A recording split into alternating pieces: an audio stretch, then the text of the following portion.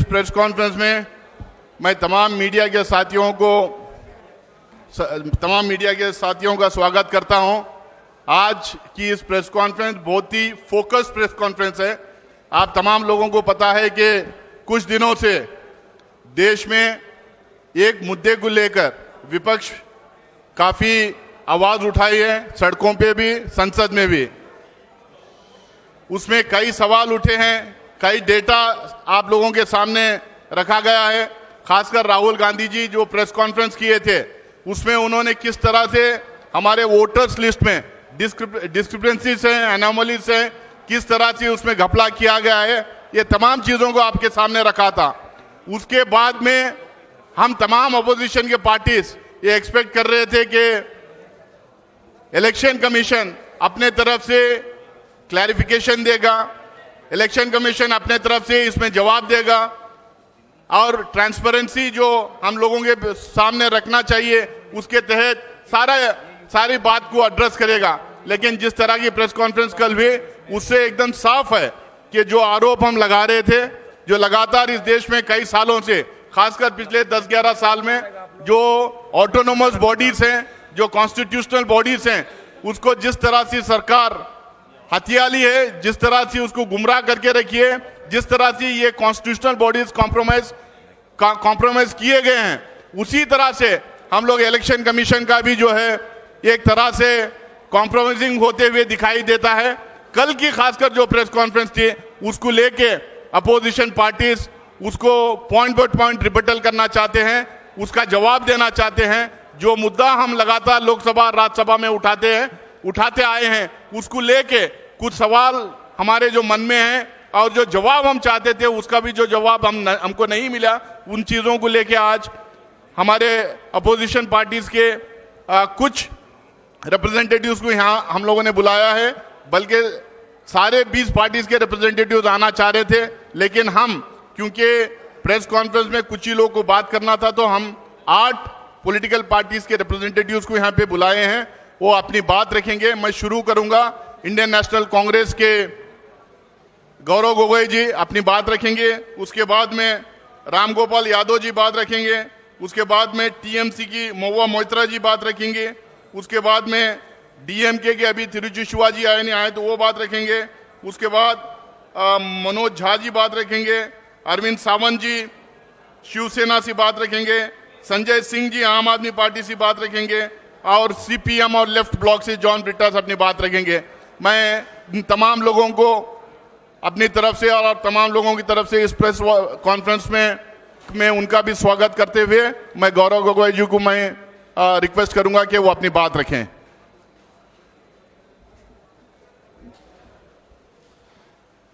धन्यवाद नासिर हुसैन जी। आज इस महत्वपूर्ण संवाद वार्तालाप में उपस्थित आदरणीय राम गोपाल यादव जी, आदरणीय महुआ मोइत्रा जी, अरविंद सावंत जी, संजय सिंह जी, मनोज झा जी, जॉन ब्रिटास जी, यहाँ पर उपस्थित मीडिया के दोस्तों, आज का जो विषय है वो बहुत ही महत्वपूर्ण है।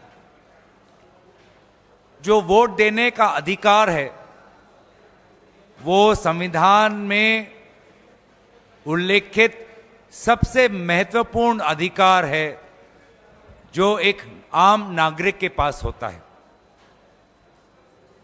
और अगर हमारी लोकतंत्र जीवित है तो वो सिर्फ इस आम नागरिक के वोट देने के अधिकार पर निर्भर है। इस अधिकार का संरक्षक केंद्र चुनाव आयोग है, जो एक संवैधानिक संस्था है। लेकिन हम देख रहे हैं कि जिस प्रकार से कई महत्वपूर्ण सवाल भारत के विभिन्न राजनीतिक दल केंद्रीय निर्वाचन आयोग से पूछ रहे हैं, उन सवालों का उत्तर केंद्रीय निर्वाचन आयोग नहीं दे पा रहा और अपनी जिम्मेवारी से भागने की कोशिश कर रहा है। हाल में ही सुप्रीम कोर्ट का एक राय आया बिहार के एसआईआर के संदर्भ में। उस राय में केंद्रीय चुनाव आयोग ने जितने भी बात रखे, सारे महत्वपूर्ण बातों को सुप्रीम कोर्ट ने नकारा। इसके बावजूद भी कल जो प्रेस वार्तालाप हमने देखा चीफ इलेक्शन कमिश्नर का, जिसमें उनको अपने चुनाव आयोग की कमजोरियां बतानी थी और विपक्ष के जायज सवालों का उत्तर देना था, उत्तर देने के बावजूद या उत्तर देने के विपरीत उन्होंने कल अपने प्रेस वार्तालाप में राजनीतिक दलों पर सवाल उठाया और एक प्रकार से राजनीतिक दलों पर आक्रमण किया। जबकि बेहतर यह होता कि वे ये बताते कि ये एसआईआर प्रोसेस इतनी हड़बड़ी में, इतनी जल्दबाजी में क्यों कर रहे हैं, जब बिहार में निर्वाचन सिर्फ 3 महीने बाद है। बिना विभिन्न विपक्षी दलों के साथ चर्चा किए हुए क्यों केंद्र चुनाव आयोग हड़बड़ी में एसआईआर वहां पर इंप्लीमेंट कर रही है, इस प्रश्न को लेकर वो मौन थे। वे मौन थे कि किस प्रकार से महाराष्ट्र में लोकसभा और विधानसभा चुनाव के बीच में लगभग 70 लाख नए वोटर किस प्रकार से वोटर तालिका में आए, वे इस प्रश्न पे मौन थे। वे इस प्रश्न पे मौन थे कि क्यों केंद्र चुनाव आयोग ने यह निर्णय लिया कि पोलिंग बूथ पर जो सीसीटीवी फुटेज कैप्चर होता है वो 45 डेज के बाद उसको डिलीट किया जाएगा। क्यों वे मौन थे इस बात पर, जो बात राहुल गांधी जी ने उठाई कि लगभग 1 लाख फर्जी वोटर उनको महादेवपुरा में मिले। वो ये नहीं बता पाए कि किस प्रकार से machine readable electoral vote privacy का उल्लंघन है। वे ये बात नहीं बता पाए क्यों वो सुप्रीम कोर्ट की जो मंशा थी कि 65 लाख वोटर्स किस प्रकार से डिलीट हुए, उसका कारण एक सर्चेबल फॉर्मेट में दें, ये इस बात का विरोध क्यों कर रहे थे? क्यों आखिर वे आधार एक वोटर आइडेंटिटी के प्रमाण के खिलाफ थे? पहले तो उन्होंने एक प्रेस नोट के द्वारा बहुत से सवालों का उत्तर देने की कोशिश की। जब उस प्रेस नोट को पूरी तरीके से देश ने नकारा तो कल उन्होंने प्रेस वार्तालाप की। लेकिन प्रेस वार्तालाप में जो उनकी संवैधानिक कर्तव्य है कि एक निष्पक्ष चुनाव हो, फ्री एंड फेयर इलेक्शन हो, उन्होंने पूरी तरीके से अपने इस जिम्मेवारी को नकारा। और इसीलिए साफ साफ जाहिर होता है कि अब चुनाव आयोग ऐसे कुछ अफसरों के कमान में है जो निष्पक्ष नहीं, साफ साफ एक पक्ष लेते हैं। और इसीलिए ऐसे अफसर कोई भी इंक्वायरी या जांच के खिलाफ है। वोटर फ्रॉड में अगर कोई इंक्वायरी हो उसके खिलाफ है। और इसीलिए उनको लगता है कि बड़ी बड़ी बातों करके वो राजनीतिक दलों को डराएंगे। हम बस उन्हें इतना ही कहना चाहते हैं कि अफसर आएंगे, अफसर जाएंगे, लेकिन जैसे हमारे आदरणीय खड़गे जी ने कहा आज सुबह, सदन हमेशा रहेगा। सदन उनके कार्यवाही की गवाही आने वाले दिनों में देगा। उन सभी की कार्यों पर हमारे सदन में उपस्थित सांसद, विभिन्न राजनीतिक दल हम नजर रखेंगे और आने वाले समय में उचित कदम लेंगे। मैं ये बातें कहकर अपने वाणी को विराम देता हूं और दरखास्त करता हूं कि आदरणीय राम गोपाल यादव जी अपनी बात आपके समक्ष रखेंगे। आदरणीय राम गोपाल यादव जी।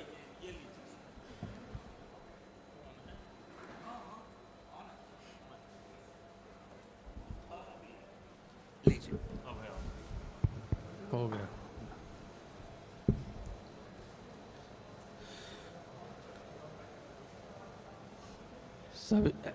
सभी विपक्षी दल के नेताओं और पत्रकार बंधुओं को नमस्कार।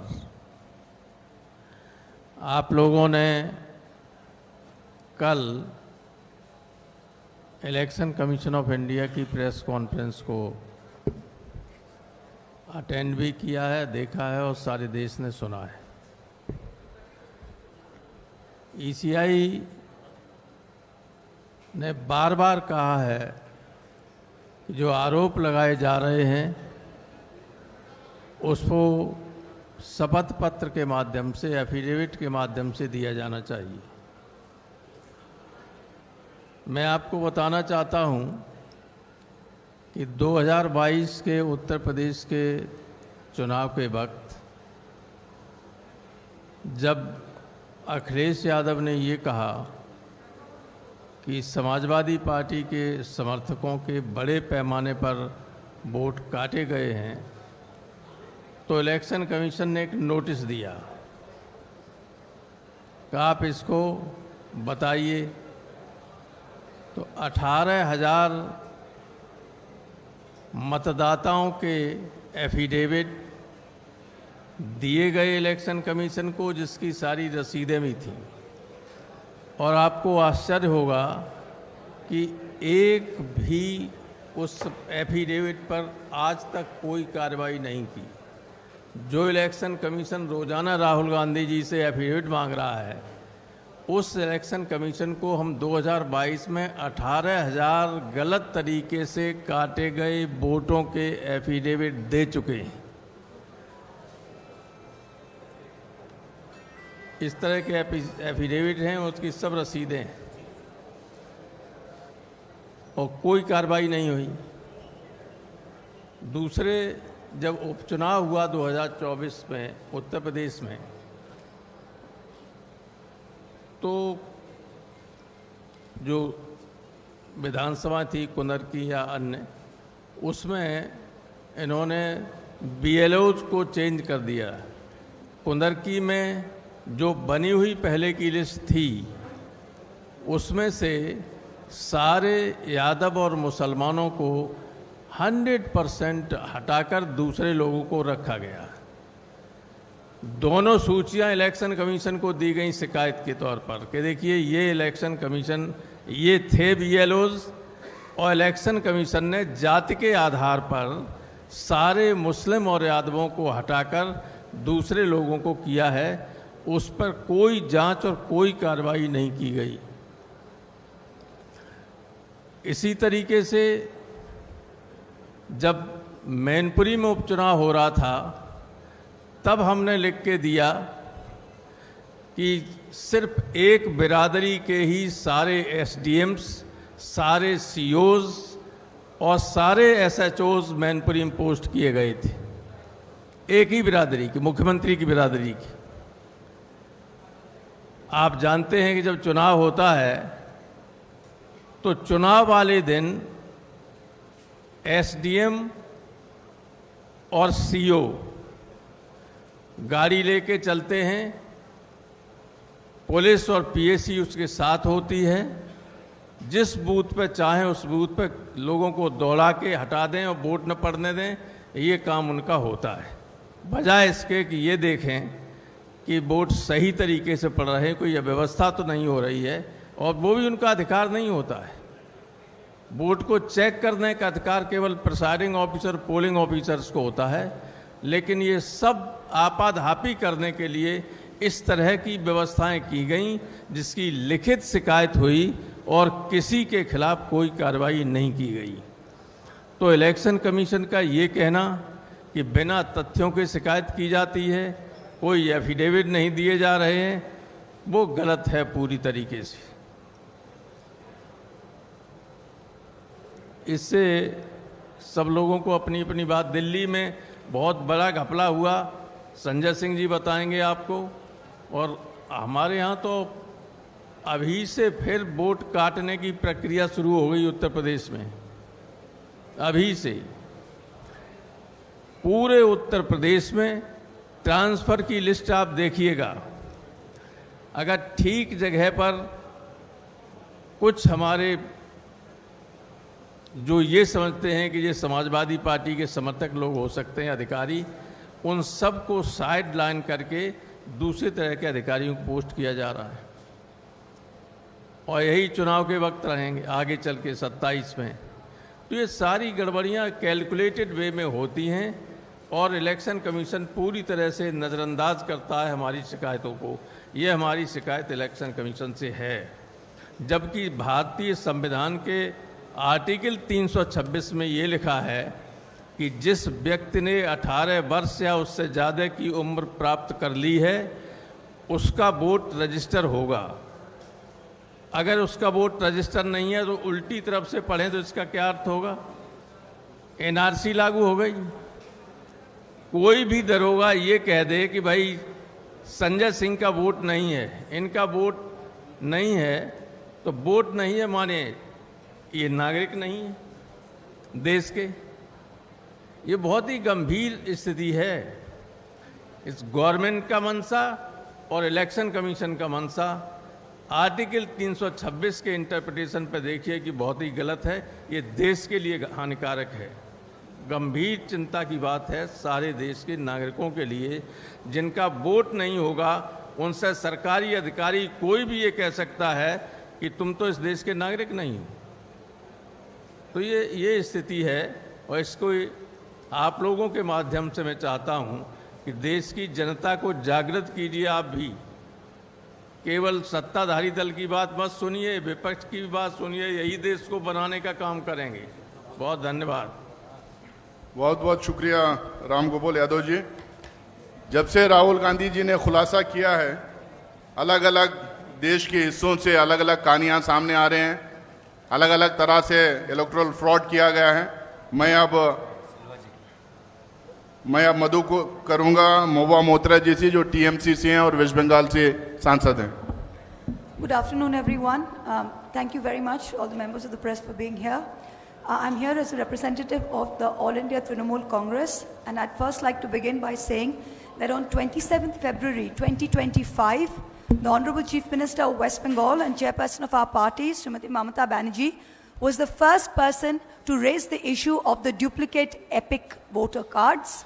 And we first met with the Election Commission on the 6th of March. We wrote them a letter. Since then, we have written them 5 letters, submitted a memorandum. The deadline for solving the issue of the duplicate EPIC cards, by their own admission, was the 7th of June. The deadline has since passed. Second, what I come to now, the reason why we are all here is this absolutely shameful and I would say display of puppetry by the Chief Election Commissioner yesterday at the press conference. The job of this Election Commission, which is the constitutional body with a constitutional mandate, is not to attack the opposition. Mr. Commissioner, sir, I would urge that you leave that to your political masters. I'm going to go very quickly, one by one, through some of the points that he raised and rebut them so we can all see how ludicrous some of these claims were. Number one, the special summary revision, the SSR, concluded in Bihar in January 2025 and continuous revision was done till June. That was the list that had been signed off by the Election Commission. Yesterday, you tell us that out of 65 lakh deletions, 22 lakh were dead people who were not recorded. So what are you trying to tell us? That all the previous lists and the list on which the Lok Sabha elections 2024 were done were fraudulent, were incorrect? If that is indeed the case, then all of your election commissioners, your entire election commission, current and previous years, should be prosecuted, and this current Lok Sabha, which is based on fraudulent election lists, should be dissolved immediately.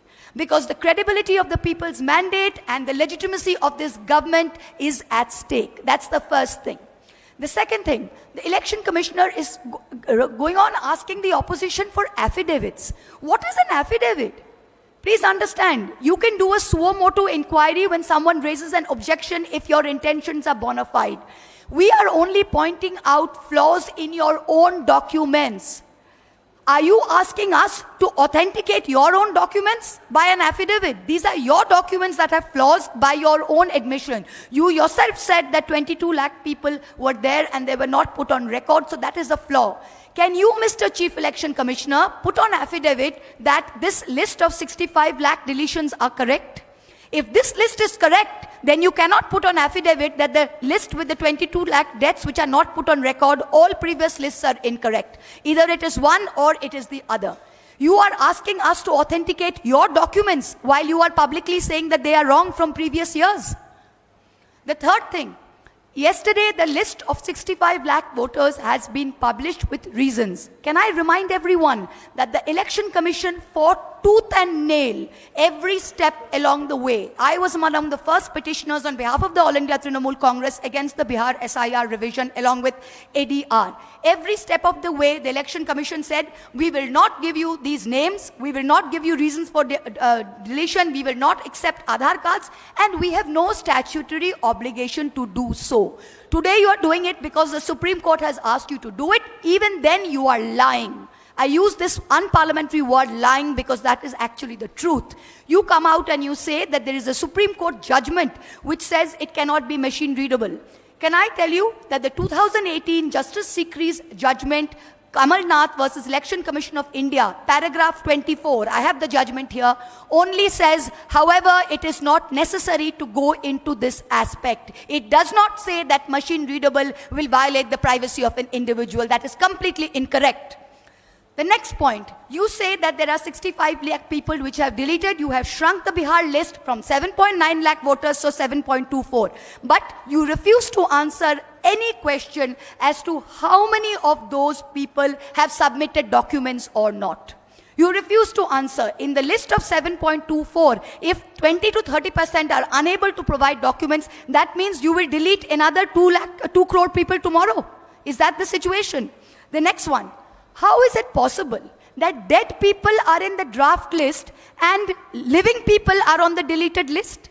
How can a dead person be on a draft list? It can only happen because the BLOs were signing the form themselves. This is the only reason, because BLOs were signing the form themselves.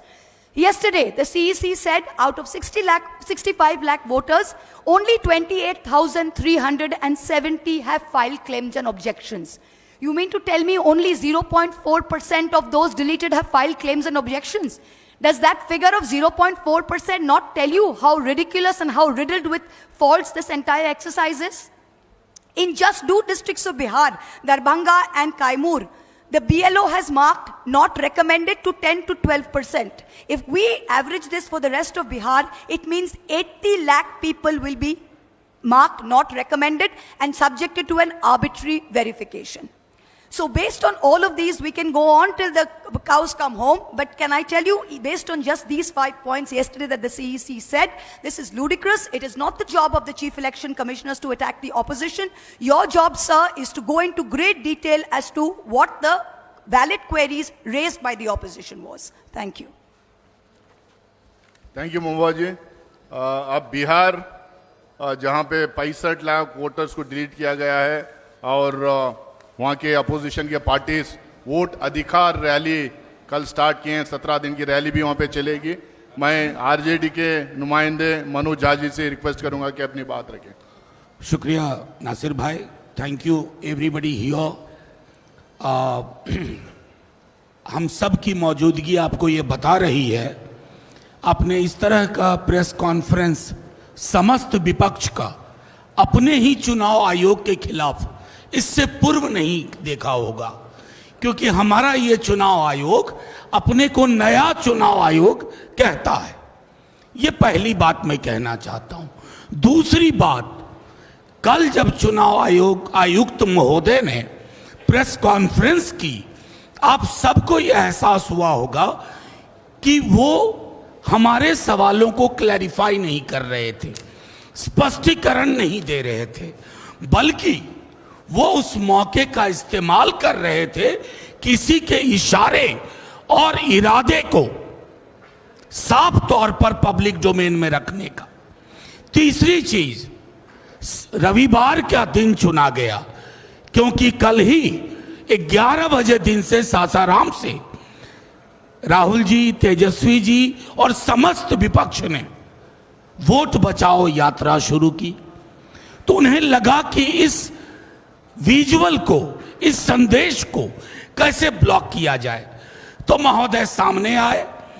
मैं एक एक पत्रकारों के सवाल को मैंने सुना है, एक भी पत्रकार के सवाल का जवाब नहीं मिला, बल्कि उनके चेहरे की खींच बता रही थी कि उनके पास जवाब नहीं है। मैं कम से कम आप लोग बधाई के पात्र हैं कि आप लोगों को मिसलीडिंग का तमगा नहीं मिला। नहीं तो अब तक चुनाव आयोग हर आपत्ति, हर शिकायत के बदले ये कहता था मिसलीडिंग। हमने कुछ लोग माननीय सर्वोच्च न्यायालय में उपस्थित किए, जो जिंदा लोग हैं, जिनके साथ राहुल जी ने चाय भी पी। अब उसके लिए अगर कोई सरकाज़म में लिखे तो लिख सकता है a great T with ghost, भूतों के साथ चाय एक शाम। और कोई फर्क नहीं पड़ता है चुनाव आयोग को, क्योंकि चुनाव आयोग नकार रहा था। जैसा महुआ ने कहा, हमारे पूर्व के तमाम साथियों ने कहा, जो चीजें आपको सर्वोच्च न्यायालय के बाद करनी पड़ रही हैं, अभी भी कितनी पारदर्शिता है हमें डाउट है। हम तो आपके पास सबसे पहले गए थे, चुनाव आयोग के पास गए थे, हमने दरखास्त की थी। आज कहना नहीं चाहता आपका व्यवहार क्या था। आप में से अधिकांश लोगों के साथ बाइट में हमने बाहर कहा कि मीटिंग सौहार्दपूर्ण नहीं थी, आप सुनना नहीं चाह रहे थे। आपको किसी ने कह दिया था यह फैसला लो, चाहे इससे कितनों भी फासला हो लोकतंत्र का। वो तो भला हो कि पिटिशनर पहुंचे सर्वोच्च न्यायालय आपके नकारने के बाद, और तीसरे हियरिंग में माननीय सर्वोच्च न्यायालय ने एक दिशा दी। 2 बार पहले भी आपसे कहा आधार को इंक्लूजन के लिए, चूंकि उसका सैचुरेशन 86-87% है बिहार में, आप इस्तेमाल करो। आपने नहीं किया। अब संभवतः आप करेंगे। मैं संभवतः इसलिए कह रहा हूं क्योंकि हम ग्राउंड रिपोर्ट का इंतजार कर रहे हैं, एक एक ग्राउंड रिपोर्ट का। ये हठधर्मिता, ये अहंकार हमने चुनाव आयोग के पर्सोना में नहीं देखा था। हमारी आपत्तियां, चाहे राहुल जी हों, तेजस्वी जी हों, अखिलेश जी हों, या मंच पे बैठे कोई लोग हों, दिल्ली का मामला हो, महाराष्ट्र का हो, हरियाणा का हो, हमारी शिकायत इसी किताब की ताकत से आती है। ये भारत का संविधान है। कल माननीय मुख्य चुनाव आयुक्त कह रहे थे कि हमसे सवाल पूछ रहे हैं, संविधान पे सवाल उठा रहे हैं। महोदय, आप संविधान के पर्यायवाची नहीं है, आप जन्मे हैं संविधान से। ये तो आप मोदी जी की तरह बोल रहे हैं कि उनकी आलोचना राष्ट्र की आलोचना है। मोदी जी राष्ट्र के पर्याय नहीं है। सरकार हो, संसद हो, न्यायालय हो, पॉलिटिकल पार्टीज हो, हम इस किताब की ताकत से पैदा हुए हैं। और इस किताब की आड़ लेकर के आप इसकी धज्जियां मत उड़ाइए। मैं तमाम अपने साथियों के माध्यम से एक ही बात कहूंगा, this book is for protection, safeguard, it can not be A shield for your defiance of constitutional propriety and morality. That is what you are doing. आपने कल, एक आखिरी चीज कहूंगा, एक स्तर पर उनके अंदर राजीव जी आ गए थे, पुराने वाले, शायराना अंदाज में बोला, क्या होता है पक्ष विपक्ष नहीं, सब समकक्ष हैं। ये कहना आसान है, दिखना बड़ा मुश्किल है। कल हम अपने मुख्य चुनाव आयुक्त को ढूंढ रहे थे, वो तो मिले नहीं, बीजेपी का एक नया प्रवक्ता और मिल गया। शुक्रिया। बहुत बहुत शुक्रिया Manoj Jha ji. Now I'd like to request Tiruchi Shivaji, leader of DMK party in Rajya. Good evening to all. We have all assembled here to discuss or to convey to you a very important thing. The framers of the Constitution has entrusted or has given the Election Commission an autonomous power only to avoid any external influence or intimidation. Because it is the duty of the Election Commission to ensure fair and free elections. The core thread of democracy is that the common man has to exercise his franchise to elect the government of his intention, of his wish. Whereas now the Election Commission itself is under the scanner. We have to just think about the interview of the CEC, instead of giving clarification, has raised many questions. First of all, the CEC has not given any clarification or any comment about the recent August 14th Supreme Court direction that it should publish all the 65 lakhs voters and their details and why they were deleted. No reason for that has so far been given. And our next apprehension or concern is that why the CEC must be in a hasty manner carry out the SIR in Bihar elections. 65 lakh voters is not something very easy to consider. And it is estimated even much more, around 1 crore they say, but they say it is 65 lakh. We want to discuss it on the floor of the parliament because the parliament is the highest forum where we can debate anything. Even the constitutional authorities could be debated under various rules, and there are rules, and we are trying for it, whereas the government is not prepared. Here arises many questions which has to be answered and which is left to your thinking why the ruling party is not coming forward for a debate in the parliament on SIR. And our other question is, how can there be so many deletions of eligible voters when house-to-house enumeration has been undertaken? Number two, why the enrollment of new voters is abnormally low when these young voters have been enumerated? Has any database been compiled to show how many youngsters who turned 18 on the qualifying data were included? No transparency in that, and the CEC is not coming forward. So also the procedure for inquiry and 2 appeals, along with their timelines, as contemplated under the registration of election rules 1960, may include a huge number of voters in the forthcoming elections in Bihar. Is the ECI going to address the issue? And will the ECE take these practical difficulties into account while conducting SIR in other states? Because it has started in Bihar, it will spread across the nation. And we are very much concerned that the opposition voters will be deliberately removed by showing reasons, and whereas the CEC is not even has not even come forward to clarify or give an explanation to the Supreme Court's direction why it has not been obliged. So the CEC's interview, the Parliament is not working for all these days, not because we want to stalemate the proceedings. We want to be a party for the smooth functioning, whereas our genuine demand to have a debate in the debating forum is not allowed.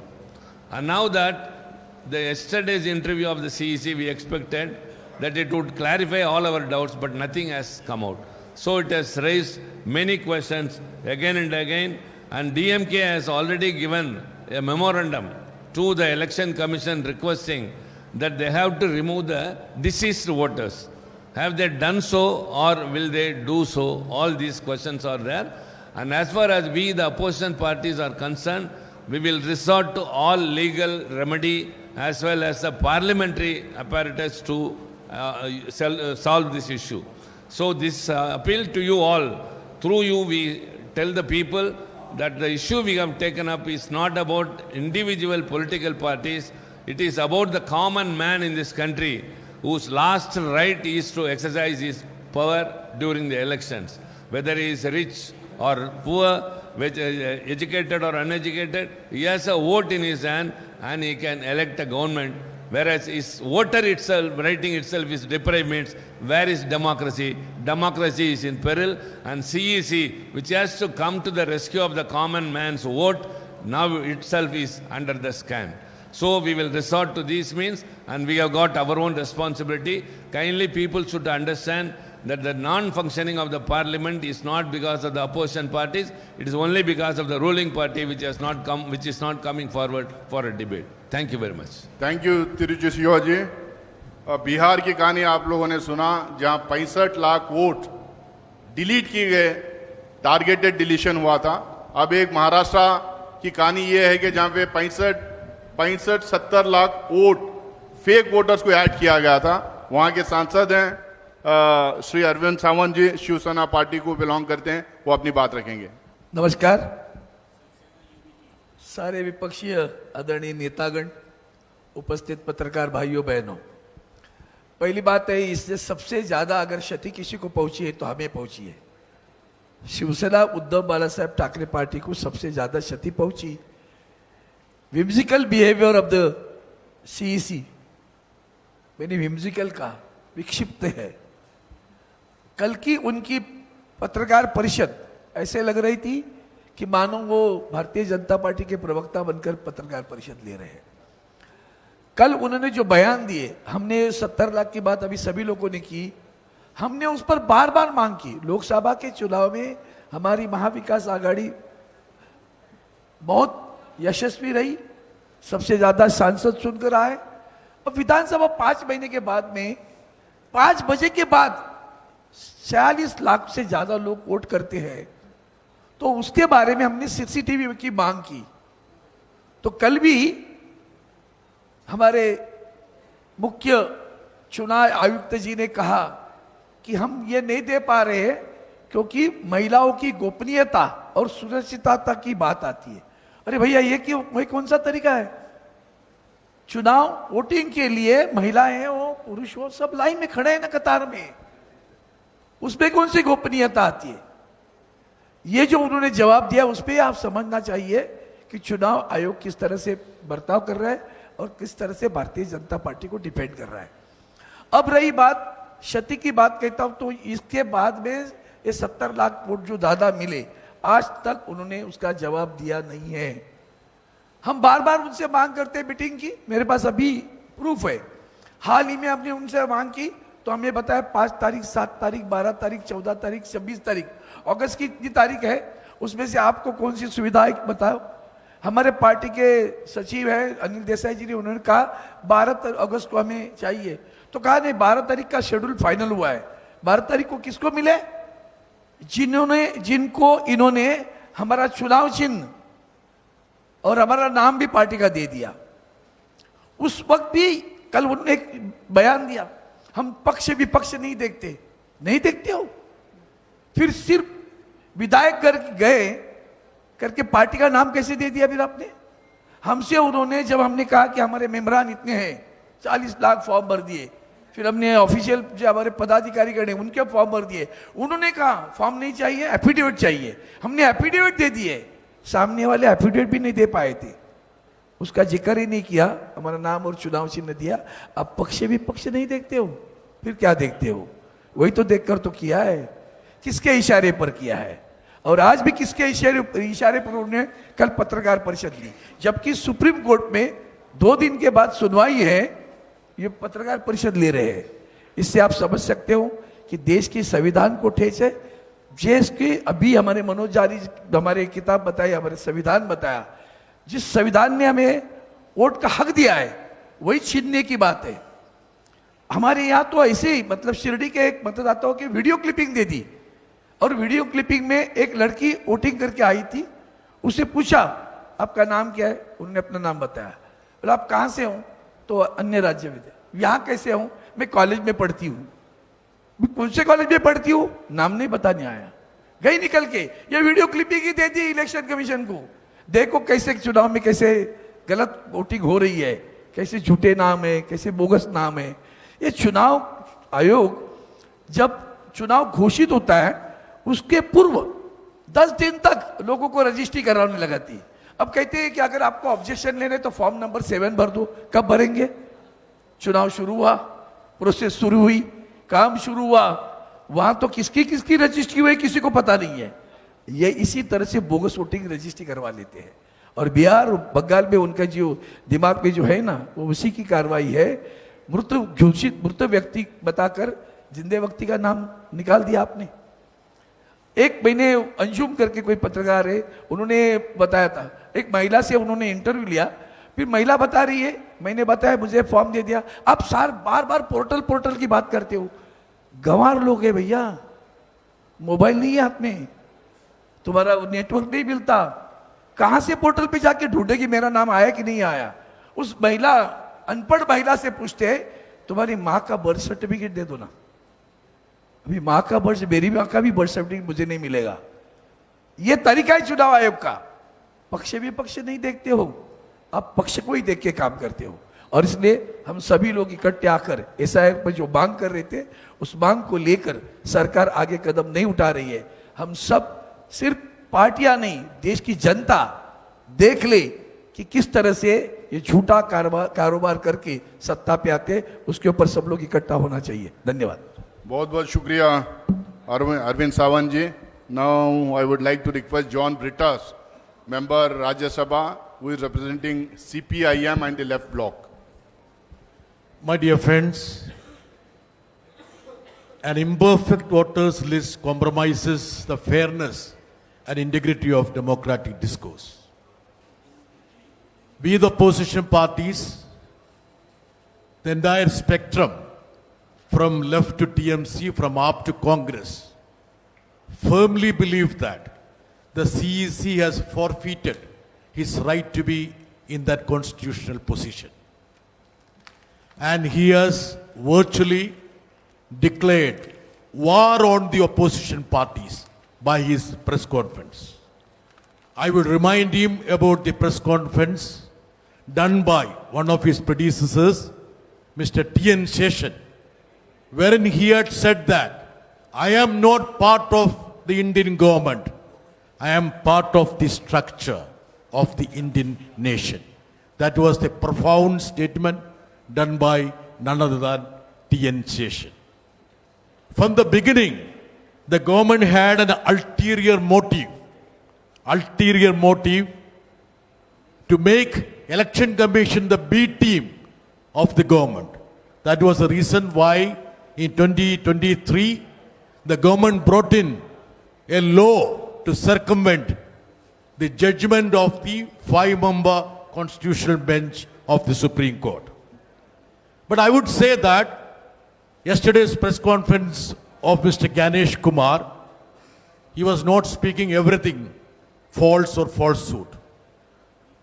One of the golden statement of Ganesh Kumar yesterday was that the country is full of homeless people and orphans. That's why you have zeros in the place of addresses and A, B, C, D, E, F, G in the name of the parents. So he has actually belittled the Prime Minister who claims that there are no homeless people in this country. But according to the Election Commission, there are crores of people who are sleeping on the streets. And we feel that the Election Commission is biased, selective, and unfair. Anurag Thakur, according to him, is part of the Election Commission associate. When the journalist asks a question, why are you not responding to the statement made by Anurag Thakur? The response was that my response is graded. Doesn't mean that he's upgrading the status of Anurag Thakur from a politician's status to the constitutional body status. And isn't the fact that Anurag Thakur also had invaded into the privacy of the individuals. He talked about one lady, Maimuna, having 3 votes in Kerala, whereas the so-called Maimuna were 3 individuals in 3 polling booths. So we feel that there is a design, diabolic game to make the voters list adulterate from Kerala to Kashmir. In Kerala, the lone seat the BJP has won has been managed by unfair, fraudulent means. Suppose the BJP decides they don't have a chance in other constituencies, they will bring all their sympathizers to one constituencies and they will concentrate in that seat and they will win.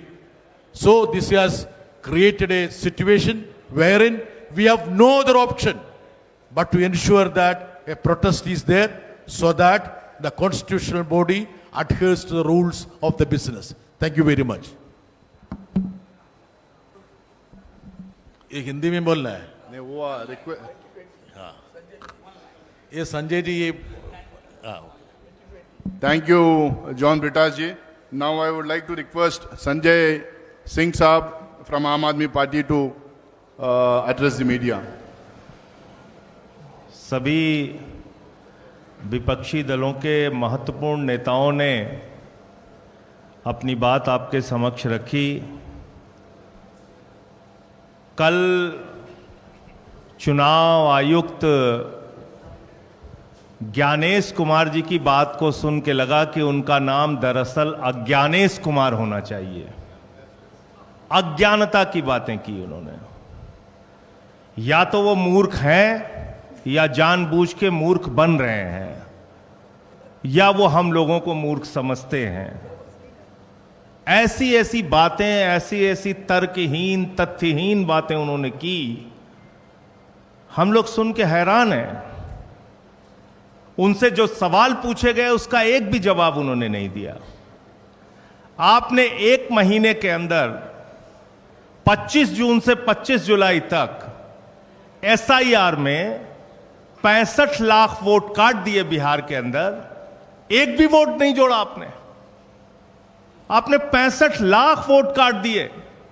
आप कह रहे हैं आप SIR कर रहे हैं, special intensive revision, और उस रिवीजन में आपको एक भी आदमी पूरे बिहार में वोट जोड़ने लायक नहीं मिला.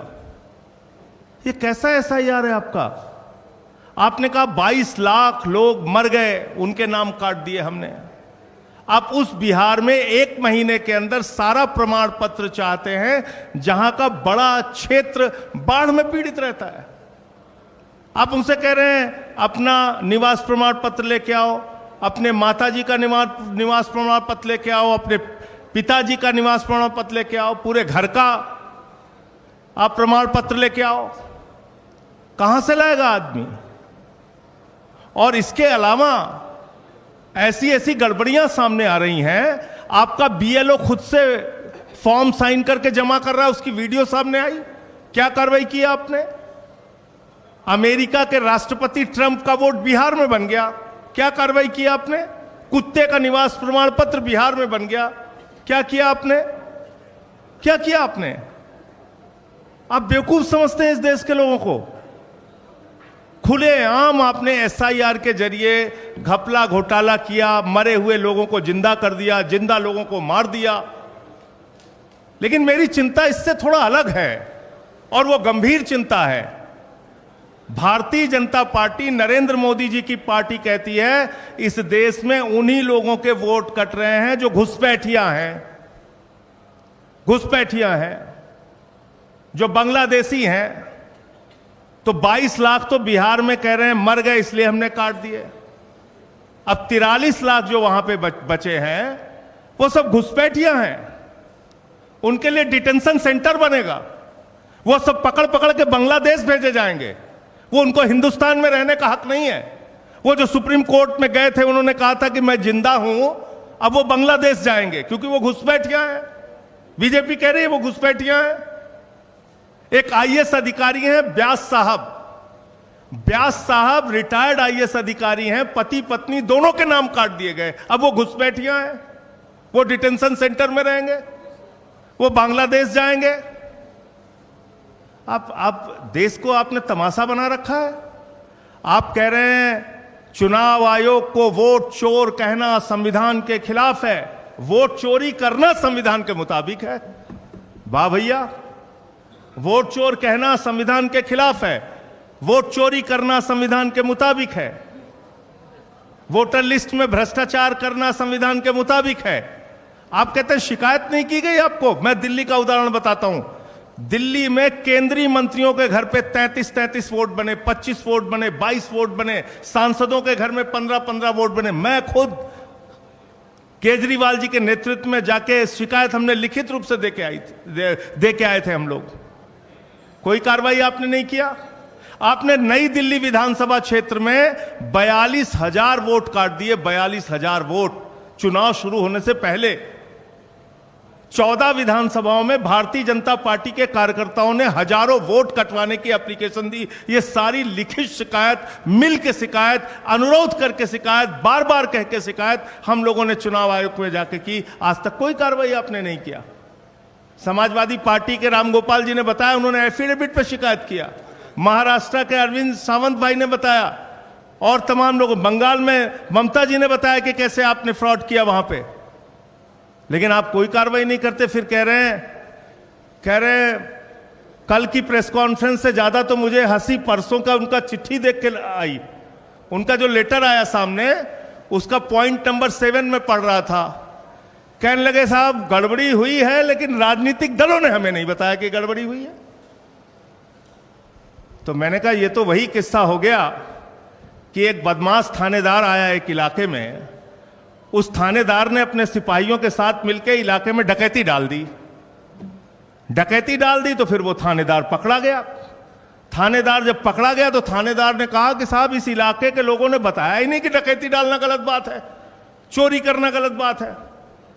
भैया एसआईआर आपने शुरू की, वोटर लिस्ट ठीक करना आपका काम है। 2018 का सुप्रीम कोर्ट का जजमेंट है, वोटर लिस्ट ठीक करना सिर्फ और सिर्फ चुनाव आयोग की जिम्मेदारी है।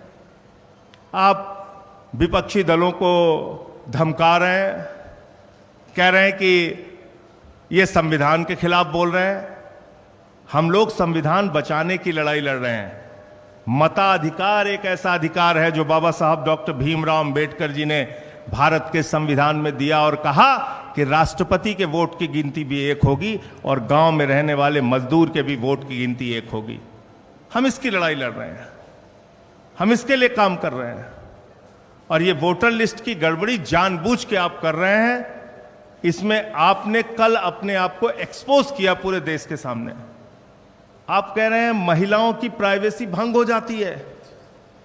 वोटर लिस्ट की जब वोट देने के लिए लाइनें लगी होती हैं महिलाओं की, मैंने तो महुआ जी से कहा कि इस बार जब वोट देने के लिए जाना तो किसी मीडिया वाले को अपनी वीडियो मत बनाने देना, क्योंकि आपकी प्राइवेसी भंग हो जाएगी उससे।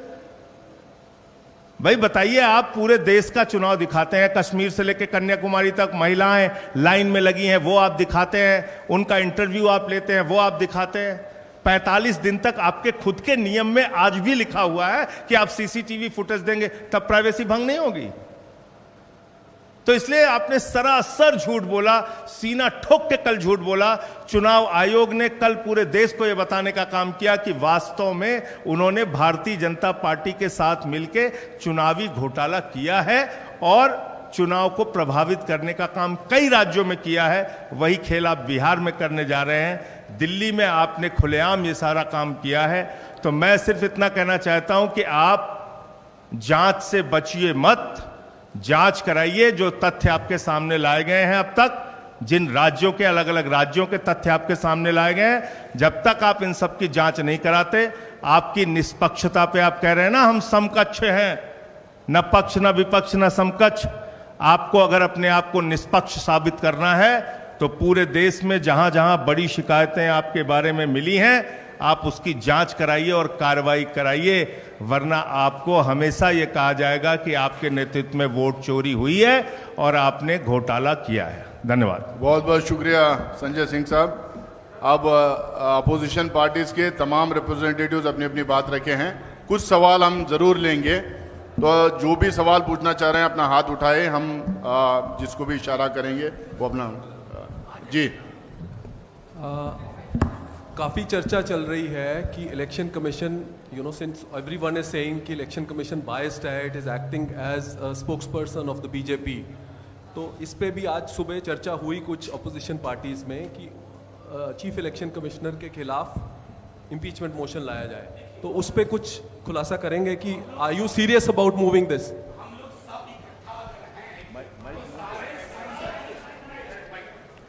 हम लोग अगर सब इकट्ठा आपके समक्ष आए हैं तो ग्रेडेड रिस्पांस देखिए, तमाम संसदीय और कानूनी विकल्प खुले हुए हैं, उनका इस्तेमाल होगा।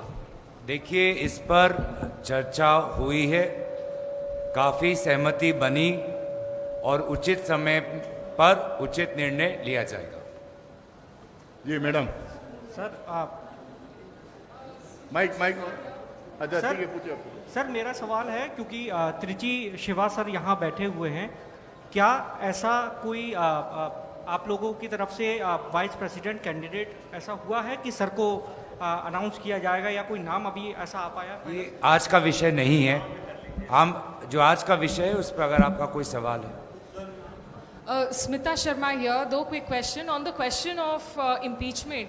Is it actually even a possibility, or is there a constitutional immunity from prosecution for the office? And B, इस वक्त होना क्या चाहिए? क्या SIR को बिहार में रोककर बाकी 2 जगहों में डिफरेंट टाइम फ्रेम में करना चाहिए, या SIR प्रोसेस को ही हटा देनी चाहिए?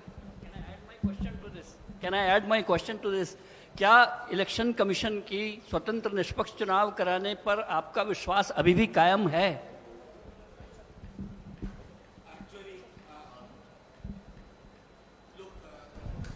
There are two questions, more or less similar. Let me tell you, matter is sub judice. An honorable Supreme Court has been looking at it with sensitivity and potential maximum inclusion. So, I mean, we'll wait for how it is shaped finally and then how it moves. As of now, we are submitting further prayers, but before the court. And if we are holding press conference, there is definitely erosion of faith in a commission whose tenets, whose idea was founded by Sukumar Sen, the first chief election commissioner. Sir मेरा सवाल, एक minute आप पूछिए।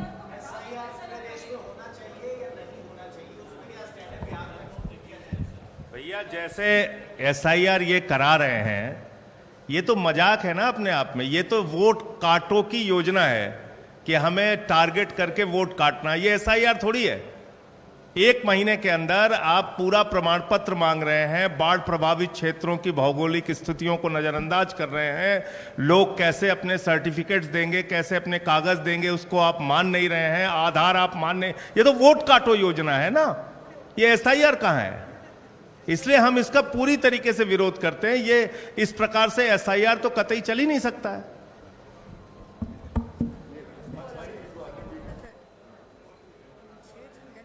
Sir मेरा सवाल एक तो रामगोपाल यादव जी से है, क्योंकि कल CEC साहब ने बोला कि हम कोई पत्र पर कार्रवाई नहीं कर सकते। अगर उन्होंने एफिडेविट दिया होता, अखिलेश यादव की एफिडेविट 18,000 एफिडेविट देने वाली बात पर CEC साहब ने दिया, उन्होंने कहा कि उन्होंने पत्र दिया था, कोई 18,000 एफिडेविट नहीं दिए थे, तो उसको साफ करेंगे। सर आपने दिखाया भी है वो तो ये इलेक्शन कमीशन अगर कहता है कि नहीं दिए थे, रसीदें सबकी हैं, इलेक्शन कमीशन गलत बोलता है। और एक केवल 18,000 एफिडेविट ही नहीं दिए, मैनपुरी के वक्त भी शिकायतें दी और कुनरकी का पूरा सबूत दिया कि किस तरह से जाति के आधार पर BLOs को हटाया गया। सब कुछ, किसी खिलाफ कोई कार्रवाई नहीं की। What ever election commission has said yesterday is absolutely wrong. Sir दूसरा सवाल, आज तक लगातार ग्राउंड जीरो पर पड़ताल कर रहा है। हम लोग ने SIR पे लगातार सीरीज की हैं, और जो ज़िला प्रशासन है वो कह रहा है कि ये रिपोर्टें सारी भ्रामक हैं, मिसलीडिंग हैं और झूठ है। किस तरह से आप लोग इस पर रिएक्ट करते हैं? देखिए, हम बार बार कहते हैं कि चुनाव आयोग ने आज जो अपनी संवैधानिक कर्तव्य है कि ये जो गंभीर मामले जो विपक्षी दलों ने, विभिन्न मीडिया के साथियों ने उठाया, उस पर जांच होनी चाहिए। वे जांच से इतना कतराते क्यों हैं? जांच से क्यों इतना भागते हैं? आखिर हम अपने हक के नहीं, हम जनादेश के हक में, जनता के हक में लोकतंत्र के हक में हम अपनी बात उठा रहे हैं। आपका भी जो चैनल है वो कोई राजनीतिक चैनल तो नहीं है, तो ये बार बार जो ये जांच से कतरा रहे हैं, स्पष्ट सवाल का स्पष्ट उत्तर नहीं दे रहे हैं, घुमा फिरा के बातें करते हैं प्रेस वार्तालाप में, प्रेस नोट के द्वारा। मुझे लगता है कि चुनाव आयोग ही आज चुनाव आयोग का शत्रु बन चुका है। चुनाव आयोग का कर्तव्य है कि आज के समय में वो अपनी विश्वसनीयता को बढ़ाए, लेकिन आज मुख्य चुनाव आयोग जो चीफ इलेक्शन कमिश्नर है वो ही सबसे बड़े चुनाव आयोग के शत्रु बन गए।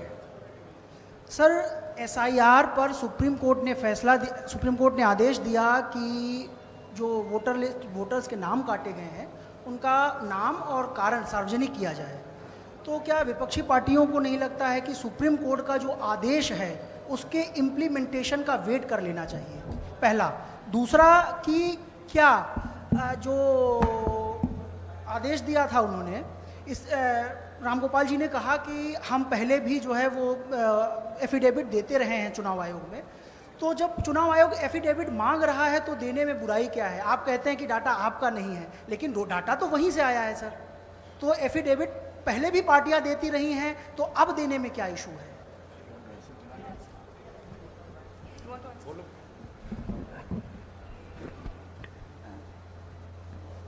Sir, coming to your question, I'm going to answer it in English if that's okay. You're saying that the Election Commission has uploaded 65 lakh voter lists with the reason then we should wait for it. May I remind you that the Election Commission at every step of the way on affidavit said they had no statutory duty or obligation to do this. They opposed it. It is only because we went to court. I went to court, Mr. Jha went to court, and a few others went to court. It is only on the direction of the Supreme Court that they are today having to publish this, much against their will. So please be under no illusion that the Election Commission, due to transparency or due to any constitutional obligation, published this list. It is only because they were forced to by the Supreme Court. Number one. The second thing that you're going on about affidavit. What is an affidavit supposed to be? An affidavit is for an official or a legal document to authenticate something. In this case, the election commissioner himself is saying that 22 lakh deaths were not recorded in previous electoral lists. So you are saying that the previous electoral list was wrong, today's is correct. Are we supposed to authenticate that? Why don't you give an affidavit? Why doesn't the election commission give an affidavit saying that the 65 lakh is correct and saying that the previous one is wrong? How can we authenticate their own data? We are only pointing out flaws. The question is not of affidavit. The question is much larger. What is the problem here? And should you not do an inquiry into this big problem that you yourself are admitting this vast irregularity? That's the main point here. विजय लक्ष्मी, आप लोगों ने सबने कहा कि संसदीय विकल्प या कानूनी विकल्प जो भी होगा वो आप लेंगे, और इलेक्शन कमीशन पर अब लगता है कि भरोसा देश के विपक्ष को नहीं है। तो क्या एक विकल्प चुनाव का बहिष्कार भी हो सकता है, जिस तरह का इशारा तेजस्वी यादव ने भी किया था?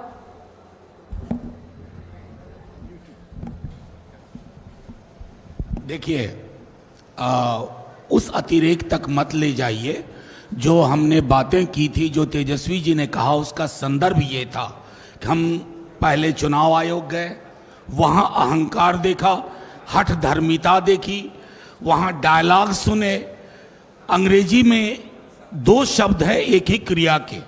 सुनना के लिए अंग्रेजी में एक शब्द है हियरिंग और दूसरा शब्द है listening. And all of us here know the difference between hearing and listening. ये मुख्य चुनाव आयुक्त महोदय he heard us out, he did not listen to us. हम अभी भी चाहेंगे कि हमारे चुनाव आयोग की परिपाटी जो सुकुमार सेन रख के गए थे, उस परिपाटी का पालन हो। हमारे चुनाव आयोग को ये बोलना ना पड़े कि हम पक्ष विपक्ष के नहीं हैं, सबको समकक्ष मानते हैं। ये उनके व्यवहार में दिखे। और जब कोई राजनीतिक दल या ये तमाम दल चुनाव का बहिष्कार करने की कोई भी फैसला करेंगे, वो जनता के साथ होगा। हम जनता के नुमाइंदे हैं। अगर उनका फैसला होगा कि ये चुनाव आयोग भरोसे के लायक नहीं है, तो जनता का फैसला सर आंखों पर। लेकिन अभी भी मेरा मानना है माननीय सर्वोच्च न्यायालय इंटरवीन करेगा और चुनाव आयोग को भी समझ में आएगा there is another day that is called the next day, और उस दिन के लिए अपनी छवि प्रबंधन, छवि को बेहतर बनाए, वो उम्मीद रहेगी। So this is Travesti from The Wire. This is about the Bihar SIR. Every day the Election Commission puts out a press release in which they say claims and objections from political parties is zero. And this has been raised by the Election Commission again and again that the political parties are not putting out objections. How would you respond? Look, I have field level data on this. I have field level data. My BLAs, our BLAs go. The BLO tells them come tomorrow, come the day after. Just to they tried cooking up this data for the Honorable Supreme Court, but the Honorable Supreme Court looked beyond it, looked beneath it, and they understood the entire game. Recently, one of your story, and Mosmi was here. Her story has been labeled as misleading. That's a kind of denial to what is happening. But Honorable Court is looking at everything with sensitivity. Thank you. मेरा सवाल गौरव जी से है। गौरव जी, कल मुख्य चुनाव आयुक्त ने जिस लहजे में ये बात कही कि पहले भी कहता रहा चुनाव आयोग कि राहुल गांधी को, हालांकि नाम नहीं लिया, कि उनको या तो शपथ पत्र देना पड़ेगा या माफ़ी मांगनी ही होगी, तीसरा कोई विकल्प नहीं है। इसको आप कैसे देखते हैं? देखिए, क्या उस लहजे में उन्होंने अनुराग ठाकुर जी से पूछा था क्या उस लहजे में क्या उन्होंने विभिन्न जो चैनल्स हैं, विभिन्न जो पत्रकार हैं, जो संवाद समाज है, जो अपने ही तहकीकात से ये सारी जानकारी निकाल रही है कि किस प्रकार से पूरा काम फर्जी हो रहा है, क्या उसी लहजे में उनसे सवाल पूछा? तो लहजे में ही हमको पता चल गया है कि जैसे कि हमारे साथियों ने कहा कि एक संवैधानिक पद पर बैठे हुए एक जिम्मेदार अफसर की बात हम नहीं सुन रहे थे, शायद कोई बीजेपी के प्रवक्ता की आत्मा उनके शरीर में आ गई थी और उसकी आवाज़ को हम सुन रहे थे। गौरव जी एक सवाल और है। गौरव जी, ये जिस तरीके से चुनाव आयोग बार बार कह रहे हैं कि हम संविधान ये कहता है कि भारत का नागरिक ही वोट दे, लेकिन वो ये भी कहते हैं कि हम ये तय करेंगे कि भारत का नागरिक वो हो, क्या आपको लगता है कि अप्रत्यक्ष तौर पर चुनाव आयोग जो है वो नागरिकता तय करने का काम कर रहा है या CA/NRC लाने की कोशिश कर रहा है, उस एक जो थिन लाइन है उसको पार करने की कोशिश बार बार कर रहा है? एक्चुअली ये भी मामला बहस के अधीन है और चुनाव आयोग ने, माननीय सर्वोच्च न्यायालय ने अपने शब्दों में एक बात कह दी थी कि ये संवैधानिक प्रावधान है, लेकिन जिस तरह से आप सोचते हैं इसको अंग्रेजी में डोमेन ट्रेसपासिंग कहते हैं। Thank you so much. देखिए, एक सवाल बार बार आ रहा था कि SIR हम चाहते हैं या नहीं चाहते हैं। हम चाहते हैं चर्चा, हम चाहते हैं बहस। हिंदुस्तान में अगर कोई सबसे बड़ा फोरम अगर है जहाँ पे चर्चा हो सकता है तो वो पार्लियामेंट है। तमाम अपोजिशन पार्टीज लगातार ये पूरे सेशन में चर्चा की मांग कर रहे हैं। वहाँ पे तय होगा कि SIR होना नहीं होना, कौन करेंगे नहीं करेंगे, आगे क्या होना चाहिए, सब वहाँ चर्चा होती है। तो हमारी मांग है कि SIR के ऊपर एक विस्तार से चर्चा दोनों हाउसेस में होना और वहाँ पे बहस के बाद डिसीजन होगा क्या होना नहीं होना। और जहाँ तक CEC के डराने धमकाने की बात है, हम वोट के अधिकार की मांग कर रहे हैं, उसकी रक्षा के लिए किसी भी हद तक जा सकते हैं। बहुत बहुत धन्यवाद। और तमाम मीडिया के दोस्तों के लिए रिफ्रेशमेंट अरेंज किया गया है, प्लीज चाय पानी लेके जाइए।